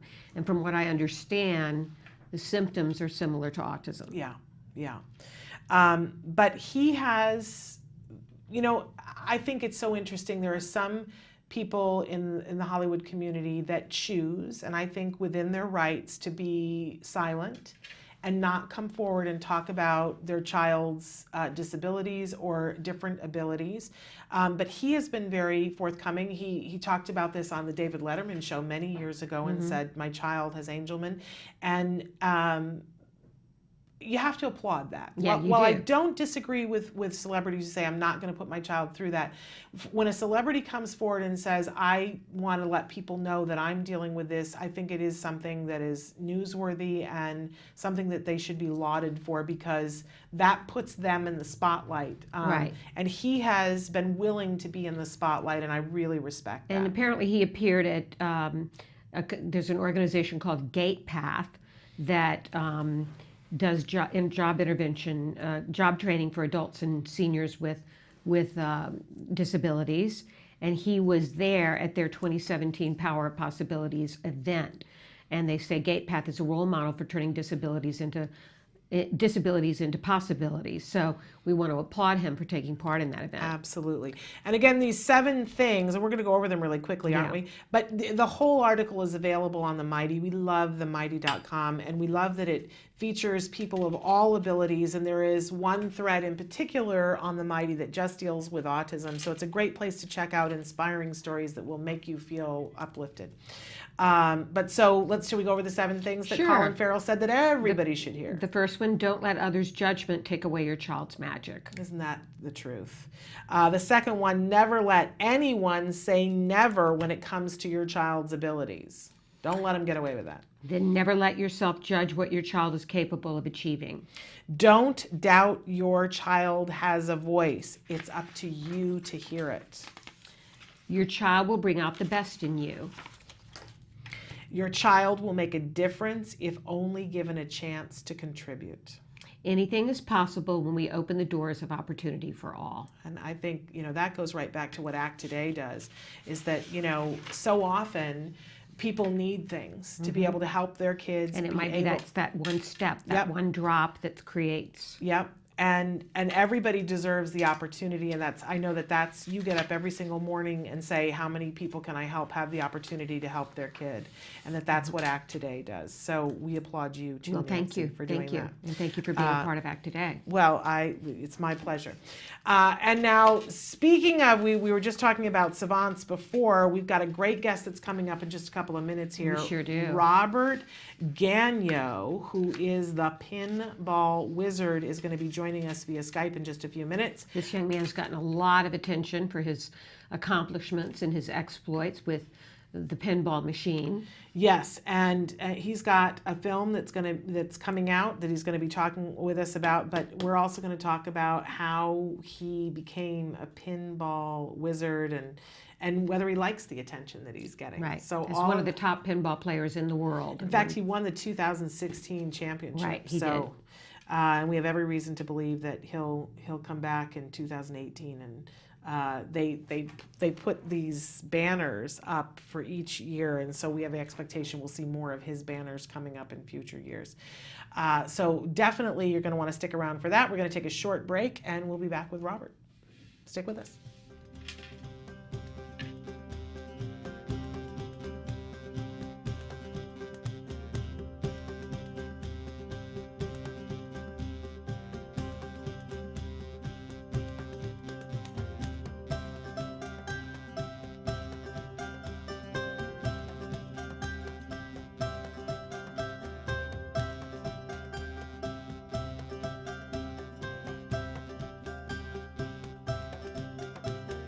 This is the Act Today, One Hope Act Today for Military Families Run and Festival, and it's to benefit military families challenged by autism. So we're out here for a great day. Not only is there a 10K run, a 5K run, and a 1 mile fun run, there's a kids run and there's an Easter egg hunt. Military families are particularly hard hit because they have very special circumstances. I have 3 kids in my family. My nephew has 3 children that are all on the spectrum. And for me, it originally became about understanding and learning about autism. And then it became about, what can I do to help? It takes $3 million to raise a child through their lifetime with autism. That's a great reason to get involved. On your mark, get set. One Hope Wine is the 7th annual title sponsor of the One Hope Act Today for military families because we believe that giving back is good business. Of-age runners are probably going to meander over to the One Hope and Stone Beer and Wine Garden for a celebratory glass. For the younger generation, the Family Fun Zone.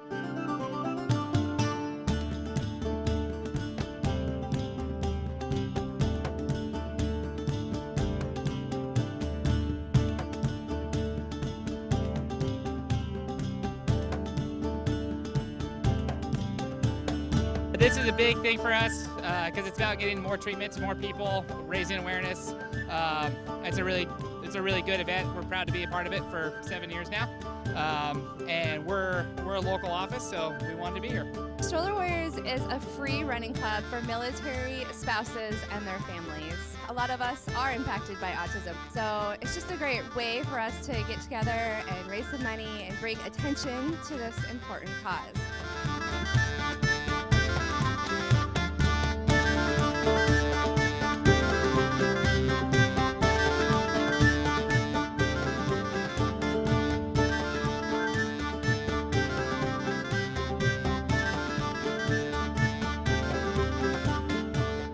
I think people forget the people element involved with autism.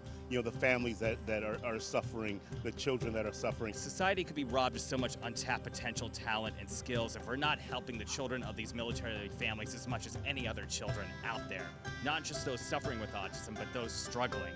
People should get together and tell their friends and family to donate to Act Today. It's a really important cause, one that's close to our heart and the San Diego community as a whole, and an incredible opportunity to support the military. So get out there and donate.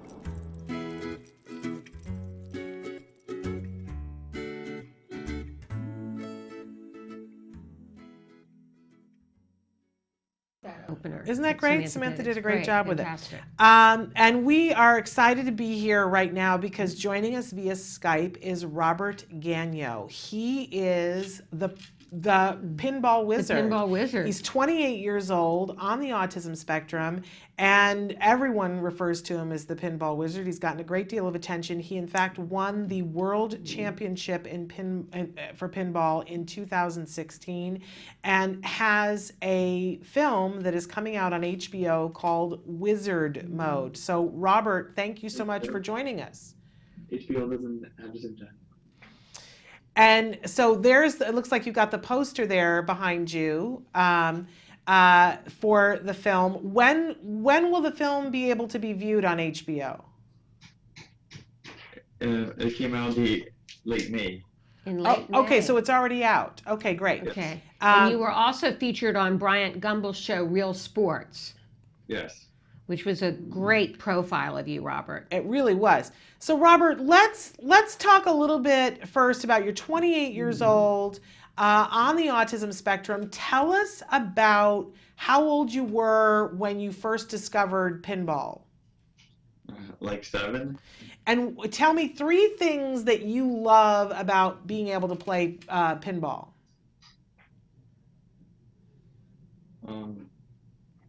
The playfield design. Okay. Shooting a ball around the playfield. Yeah. And getting to come up with strategy.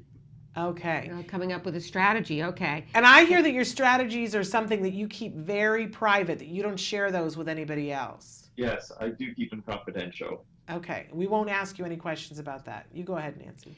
Well, now when you were very young when this first started, and how did you know you were good at this? How did that reveal itself to you? I think I just discovered it naturally more. Okay. And I understand you have a different way of looking at pinball than some people do. Can you tell us how you visualize it?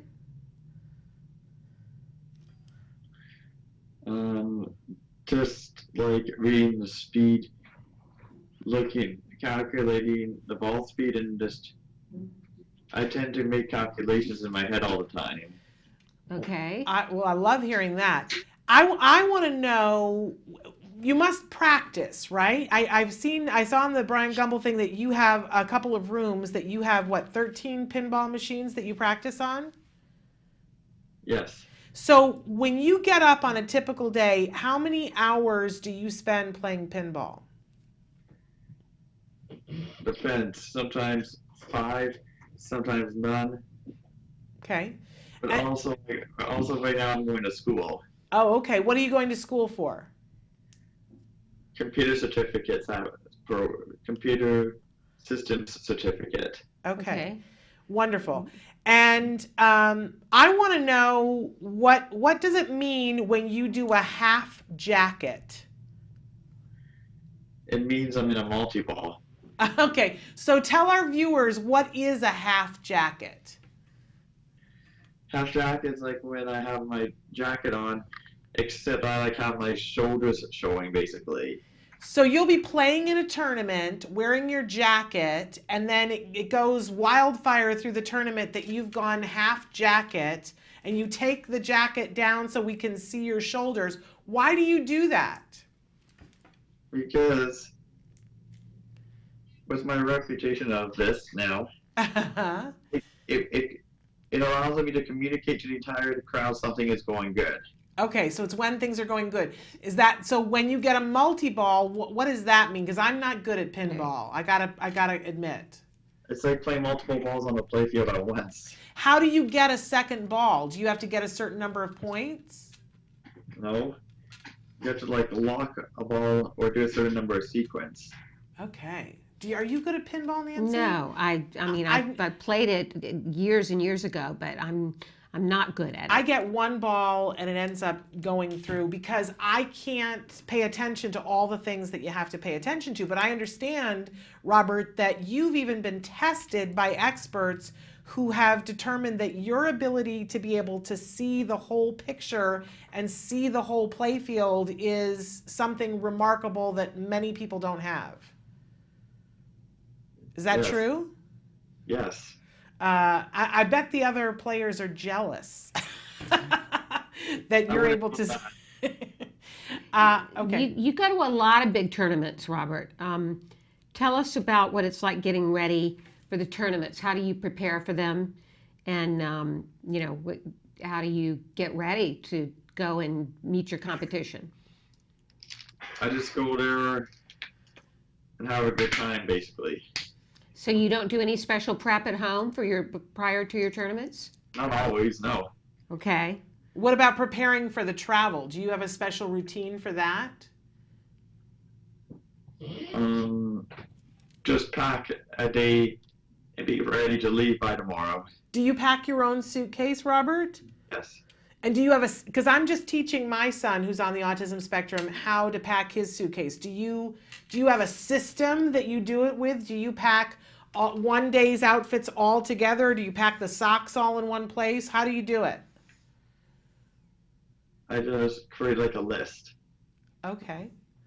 And how old is your son? He just turned 14 last week. Can he talk? Yep, he can talk. Nancy has a son who's on the spectrum too. Yes, we both are autism moms. How old is he? Mine is 15. And can he communicate? Yes, he can communicate. Can he use language? Yes, he can use language. They both do. Uh-huh. And I think my son has played pinball once, but now I want to take him to play pinball again. Is there anything I should know to teach him before he plays pinball again? Watch some live tutorials. Okay. See, that would never occur to me. Lots and lots of what? Live tutorials. Oh, live tutorials. That would never occur to me. You can find tutorials on YouTube pretty well about anything these days. That's true. It just never occurs to me.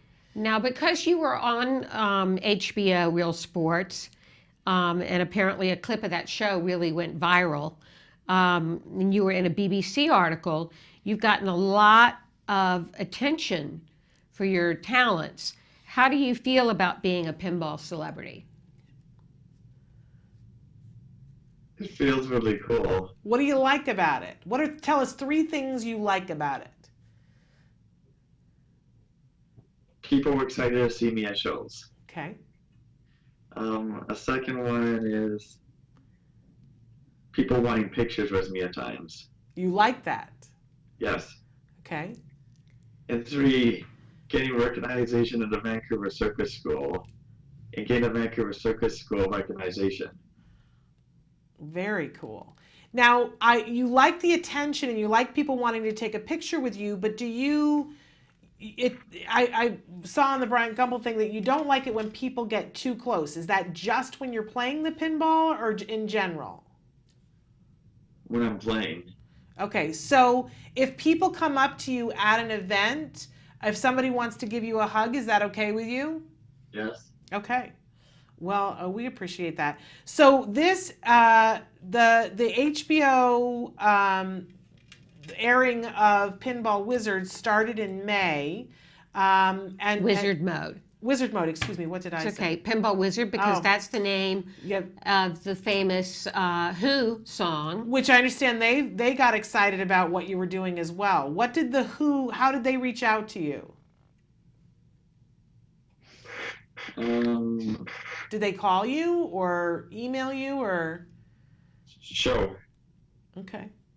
But so how can people watch this movie now? Is it still available on HBO? We didn't hear what you said. You can also watch it on Netflix. Netflix. Okay. I love watching things on Netflix. So Wizard Mode is the name. And we have a trailer from it that we'd like to show. Okay. So let's show the take trailer. a look and we'll be right back with you, Robert. Commercial? Yeah. We're gonna.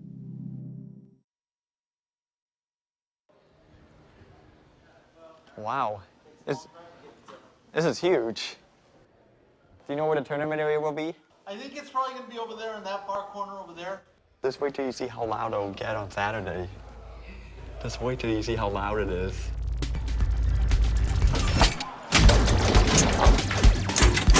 We are at Pinburg 2014. This is the A finals. We have all been playing pinball for an incredible number of hours. It's really hard to get multi-ball on this one, right? Yes. I think you won. Very good. Pinball tournaments are really challenging to win. I think you have to have a natural passion for a certain thing. If you want to get good at something, you have to feel that passion in you. I'd always go to Wally Burgers. I took Robert there just for, it was a game in the corner. I think that was really the first time he ever played pinball. 4 or 5 years old, and then after that, he was hooked on them. It feels amazing when you can just hit everything you want. To me, I call that being in the zone. I think I was meant to play pinball. He just was different. I just remember, like, if I'd hold him, like, he'd be sort of like this dead weight. And I thought, okay, that's weird. By the time he was 3, he got diagnosed with autism and a mild mental handicap. To me, autism is something, if I have it, I don't even care about it. I want to be treated just as a typical individual who doesn't have autism.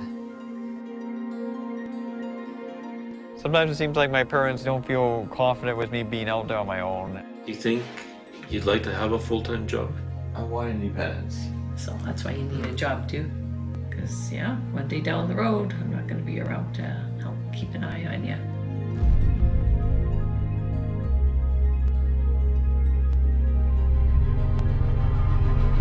I like being in control all the time. And I feel in some situations you can't be in control of. It's just not an option for me to quit, no matter how hard and frustrating the obstacle is going to be.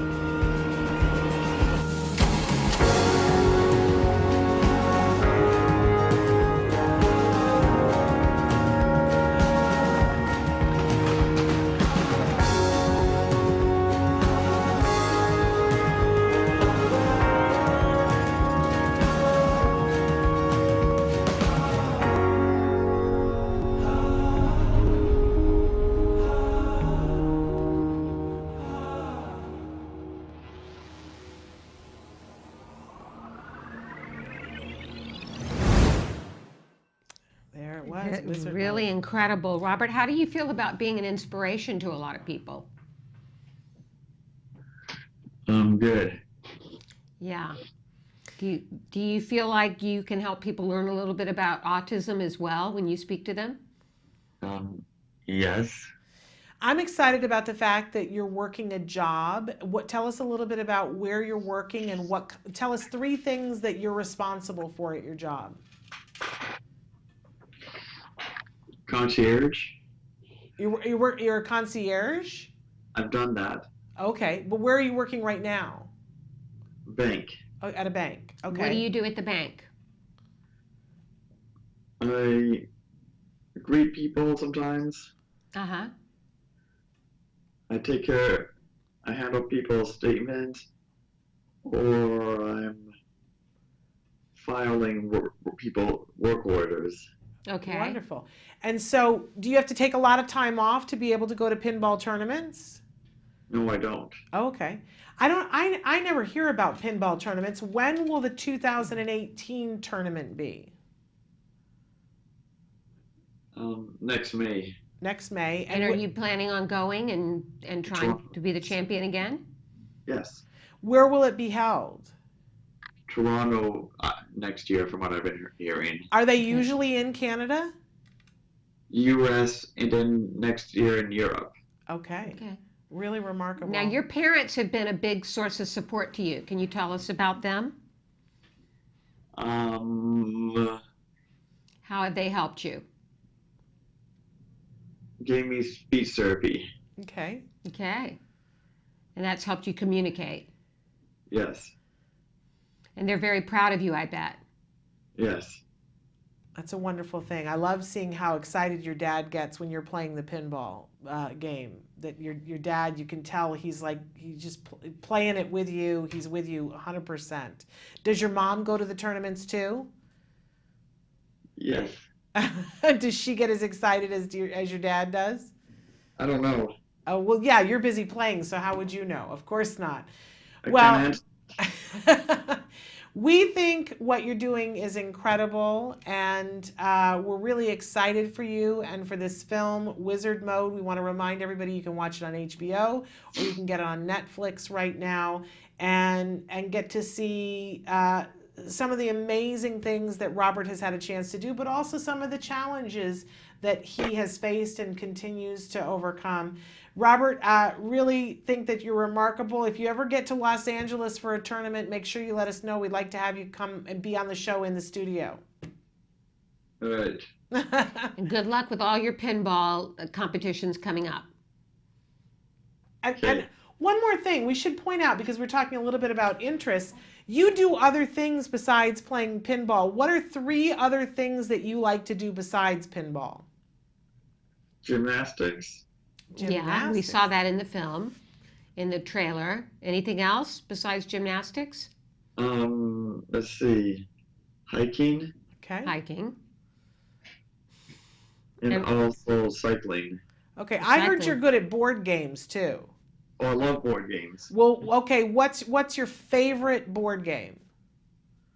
Settlers of Catan. Oh, which I have, but I don't know how to play. Okay. What else? What else is on your list of favorite games? Your top 3: Settlers of Catan, 2 more. Ticket to Ride. Okay, I have that and haven't played it too. All right, what else? See, Ticket to Ride. Let me think on this one. Skull. I don't know that one. Well, you like the sort of specialty board games, it sounds like. Yes. Okay. Well, I'm impressed. Also, Escape from the Lost Island's a pretty good one too. Escape from Lost Island? It's a zombie game. Okay. I got to check these out. Good recommendations. I'm all about games. Well, it's been great having you on the show today, since you are so world renowned now for this is sport now. This is considered a sport. It's kind of like one thing that some of us don't seem to get sometimes still is when they show poker on like the sports network. Right. But pinball is a sport, and you are one of the champions of the sport. So it's been an honor having you here with us today. Thank you. Thanks for being with us. And again, we want to tell people, check out the film Wizard Mode on Netflix and on HBO. Thanks for being with us. Thank you, Robert. Bye-bye. Thank you. Bye-bye, Robert. Bye. What an inspiration. I know, and fascinating. The film I found fascinating. All right, well, we're going to take a break, and then we're going to come back and quickly talk about summer schedules and why I'm looking forward to it and Nancy's dreading And I'm dreading. Okay. All right, stick with us. Right.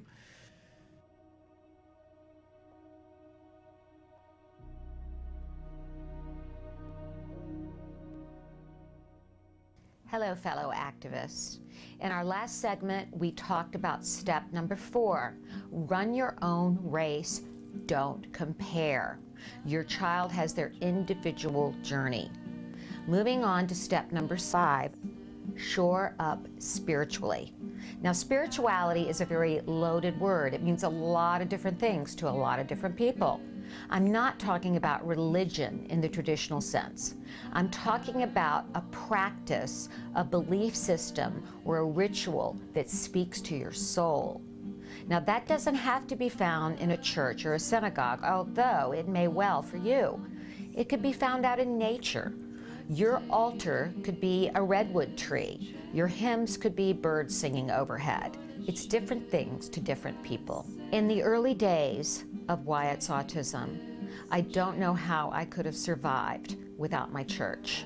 In addition to dealing with his diagnosis, I was dealing with my husband's battle with cancer, the aging of my parents who lived across the country, and their eventual passing. I knew I could find peace, at least for an hour and a half, sitting in the pew of my church. See, anything can become a spiritual practice if you approach it that way. And for me, it wasn't found in a sermon or in a religious doctrine, but in my fellow man. We'll talk more about that next. In the meantime, find out what speaks to your soul and keep the faith. Welcome back. We're back. What a remarkable young man. What a great story. And so, that the song Pinball Wizard, which people of our generation, of course, know, it felt it feels so close to his story, although, you know, back at that time it was about somebody who was deaf and blind. Yes, absolutely. I'm just reading a comment that had come in with one that I didn't see during when we were here with Ask Dr. Doreen. One of the things that we talked about is that we always talk about this, that there's a prescription for autism. And if you have a child who's 2 or 3 or 4, the prescription really is that you should be getting 40 hours a week. And as much as we say it, I'm shocked still that because nobody else is saying it. Right. Your insurance company won't tell you that. Your pediatrician won't tell you that. And it's unconscionable because that's what all the studies say. It makes me nuts. So we try to say it as much as possible. And Sarah wrote in and said, my God, we only got 10 hours at age 2 through early start. With insurance at age 3, we got 0 unless we switch to an HMO, which we plan on. But I doubt 40, and thank you for your urgent message.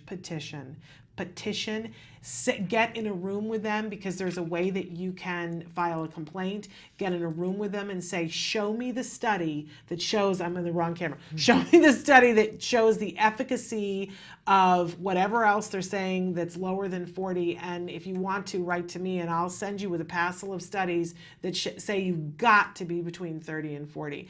And once you start saying that, they will capitulate and they will give you the 40. They will. We were at 30 when Wyatt was almost 5. That's what we first started with. Jem's first year, we were at 40. For a full year, we ramped up to, I shouldn't say for the full year, we ramped up to 40, and then in the second year, we went down to 32. But you've got to be in that window, and don't let anybody tell you other words. Fight. And someone else wrote in and said, I have mild autism and have trouble making friends. I don't want any friends, but everyone says I need them. I like my own company. We hear that from many adults who are on the autism spectrum, that they'll say to me, well, but I don't want friends. Right. And my thing that I would say to you is, you know, we've seen that with other adults who are on the autism spectrum who then went through a process where they found out how to have a friend, and then they got the friend, and then afterwards they go, oh, I didn't know it could be like that. So it's kind of like somebody saying to you, you know, do you want a Porsche? And you go, well, I don't need a Porsche. Why would I need a Porsche? I can just deal with a car. But until you've driven a Porsche, maybe you don't know if you want a Porsche or not. So worth it to try one friend and see if you like it, and then you can say, I don't like it so much. Yeah. But you know, my mother always said, I'm not saying you have to be a good housekeeper, but I want you to know how to do it so it's your choice. Right. So I'd like for you to know how to have a friend and keep a friend, and then it's your choice of whether you choose to or not. But we promised we were going to talk a little bit about summer. Summer schedule. I love summer, and I love the summer schedule. Why you love the summer schedule? Okay, and why you love well, I summer, like it because I get to call the shots, and because we get to cherry pick what we want to work on, and we always leave time for fun. But Okay. we started, and this is for any age and any ability. I can remember when Jem was 3, Card had us make a visual schedule, and we couldn't just. At that point, Jem was just getting into Legos, and then that's all he wanted to do. Our kids tend to be perseverative, and they're like, I want to. Before Legos, it was take apart the vacuum cleaner, okay? So and that's all he wanted to do. But then it was Legos, I want to do Legos. And while that was great, and we didn't want to take the Legos away, they said we want to build varying different interests. So we had, and there's a video that we've got somewhere about doing playstations, and he was assigned on a visual schedule, you have to play with this for 20 minutes, you have to play with this for 20 minutes. And what that did was create a versatility with him, and it helped him prepare for kindergarten so he could change transitions from centers that they do at kindergarten. And we've continued that mode even after Card was done with that, so that he would have varied interests, and I continue that now. Now he has a schedule every morning, well, it's not every morning now, where he has to do certain things. Like he has to read for 20 minutes, he has to write a paragraph, he has to do 20 minutes of math, which he does on an app. He has to do things like take a shower, brush his teeth, brush his hair, make his bed, eat breakfast, those kinds of things. But the rest of it, and that all has to happen in the morning, but the rest of it, he now at this point gets to choose when he does it. But until the whole list is completed, there's no screen time. Okay. No phone, because that's his currency. Now, other kids, first you have to find out what is the currency, what is the thing that they're willing to work for. And the key thing is that it has to be tailored to them. And you can't make the list so long that they go, who cares? Because if it's not worth it to do the thing they want to, then it's not going to happen. So it has to be just under where they go, yeah, I'd rather do that so that I can have access to the thing I want to. But in past years, we've picked a passel of things that we wanted to work on. We always work on his diction because his speech is a little bit, people have a hard time still understanding some of the things that he says, although it's gotten so much better. But so last year, we had to do a certain number of tongue twisters every day. And we'll do that this year. It's just I'm not so on the impressed. This sounds so, like, really. I'm a teacher. You're a teacher. And with a teacher, you plan. Right. And when you have a plan, you accomplish things. See, and I think people who don't have that background miss that boat. That's what I don't like about Summer, is that he's got the hours off of school. Right. And what do I do with him? Right. But if you just were to sit, we can sit down and plan together. And if you say, well, what do I want to have accomplished at the end of the summer? So you pick like 4 or 5 things and go, here are the areas that I would like. Like I was just saying that I'm teaching Jem how to pack his suitcase. And you were like, that's amazing. And I said, no, you're the woman who taught your kid how to make breakfast so that when he was 12, he was making eggs and, that's true. And makes his own coffee and stuff. Yeah. You prioritized. You said, we're going to teach you how to do Or this. he actually did it on his own. He asked me. Okay, he showed interest and then you followed through on it. But there's other things that he wants to know how to do too. We all pick what we want to focus on. But then once you pick what you want to focus on, you got to make time for it. Okay. And for each kid, that's going to take a different amount of time. And then you pick your approach, which makes it reinforcing. So, if your kid loves to go swimming, but you want them to make their own bed, you got to make your bed before you can go swimming. Okay. We only got 30 seconds. I got to say, tomorrow. Oh, tell us about tomorrow's show. On the show, we're having Alex Plank on the show for the first time in a long time. Okay. And he's got a conference that's coming up right before the Autism Society conference in Milwaukee about health. Really want to talk to him about that. He's from wrongplanet.net. And we also have Russell Lehman, who's going to be with us, the autistic poet. He did an amazing piece. We talked about it last week about having a meltdown in an airport. Right. And the gentleman who helped him. So we're going to have Russell here tomorrow to talk about that. And then, of course, we have Bonnie Yates, the legal matters genius to answer your questions. Okay, sounds like a great show. And I think we're out of time. We are totally out of time. So until then, give your kiddos a hug from me. And yourselves a hug from me. Bye-bye. Bye-bye for now.